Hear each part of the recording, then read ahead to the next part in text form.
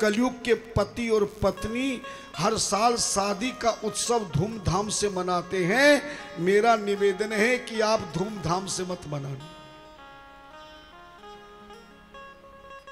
क्योंकि संत कहते हैं कि जो पति पत्नी अपना विवाह उत्सव धूमधाम से ज्यादा मनाता है, रिसेप्शन करता है, ज्यादा खुशी करता है, तो दोनों की उतनी ही उम्र कम होती है। और मैंने अपने शिष्यों की श्रृंखलाओं में देखा कि जोड़ा बहुत जल्दी बिछुड़ जाता है।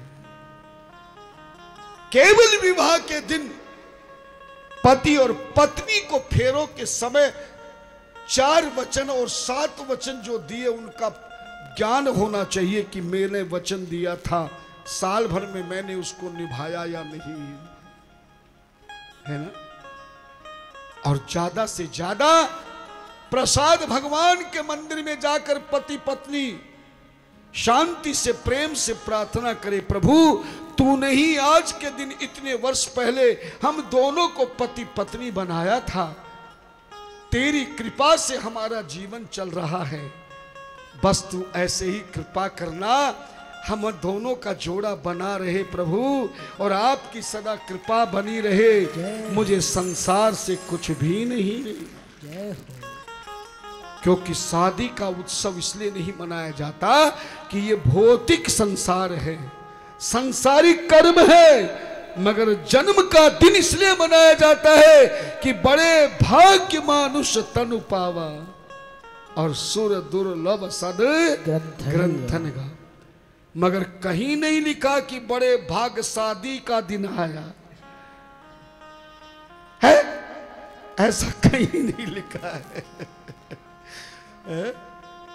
तो शादी के दिन केवल चुपचाप, क्योंकि अपनी उम्र किसी को नहीं बतानी चाहिए। हाँ, अपनी उम्र बता दोगे तो उतने ही उम्र कम हो जाएगी। एक बार बताओगे तो 1 साल कम होगी, 2 बार बताओगे तो 2 साल की कम हो जाएगी, 3 बार बताओगे 3 साल की, और हर साल बता रहते रहोगे तो उतने ही कम हो। केवल विवाह के दिन भगवान का आशीर्वाद लो और ब्राह्मण देवता के घर खुद जाओ। ब्राह्मण को मत बुलाओ, और बुलाओ तो कोई अनुष्ठान कराओ, हवन कराओ, पूजन कराओ, और ब्राह्मण के चरणों में गिर के आशीर्वाद ले। कहते ब्राह्मण का आशीर्वाद किसी को हृदय से मिल जाए। सुनाऊंगा मैं आगे की कथा में, बहुत उदाहरण है शिव पुराण में कि ब्राह्मण देवता के आशीर्वाद से मार्कंडे जैसे को चिरायु उम्र मिल गई थी। और राम कथा कभी सुनी हो और पढ़ी हो तो काकभूषण के जीवन की कथा को पढ़ लेना। काकभूषण जी ने खुद कहा कि मैंने अपने गुरुदेव का अपमान कर दिया, शिव जी के मंदिर में आए, उठना कीन प्रणाम, मैंने उठकर गुरु को प्रणाम नहीं किया, है ना। जिससे भगवान शिव क्रोधित होकर शिवलिंग में काकभूषण जी को मारने के लिए तैयार हो गई।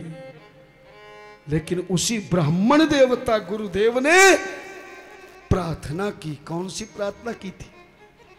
नमामि शमीशा निर्वाण रूपम विभुम व्यापकम ब्रह्मवेद स्वरूपम। नमामि शमीशा निर्वाण रूपम विभुम व्यापकम ब्रह्म वेद स्वरूपम। यही प्रार्थना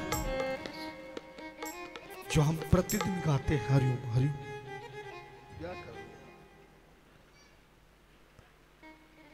जो प्रतिदिन हम ये प्रार्थना गाते हैं ना, नमामि शमीशान निर्वाण रूपम विभुम व्यापकम ब्रह्म वेद स्वरूपम निजम निर्गुणम निर्विकल्पम निरीहम चिदाकाशमाकाशवासम। ये प्रार्थना प्रतिदिन आप अगर शिवजी के मंदिर में गा लें या अपने घर के मंदिर में शिवलिंग की पूजा करके रोज प्रार्थना कर लें, तो मैं सच कहता हूं इस प्रार्थना से शंकर भगवान जितनी जल्दी प्रसन्न होते हैं उतनी जल्दी किसी प्रार्थना से प्रसन्न नहीं होते, क्योंकि ये प्रार्थना एक ब्राह्मण देवता के द्वारा बनाई गई है और एक सतगुरु के मुख से गाई गई है। काकभूषण को चिरायु बना दिया ब्राह्मण देवता के आशीर्वाद से। जय हो। विवाह के दिन ब्राह्मण देवता के चरणों में प्रणाम कर आशीर्वाद प्राप्त करें, संतों के दर्शन करें, धन देना। लेकिन जन्मदिन हो तो मनाएं। महाशिवरात्रि भगवान शिव का जन्मदिन नहीं है, विवाह का दिन है, पर विवाह का उत्सव नहीं मनाया जाता। यद्यपि बहुत सी जगह मनाते हैं, पर शिव पुराण में कहीं विवाह उत्सव के विषय में नहीं कहा कि इस दिन विवाह का उत्सव मनाना।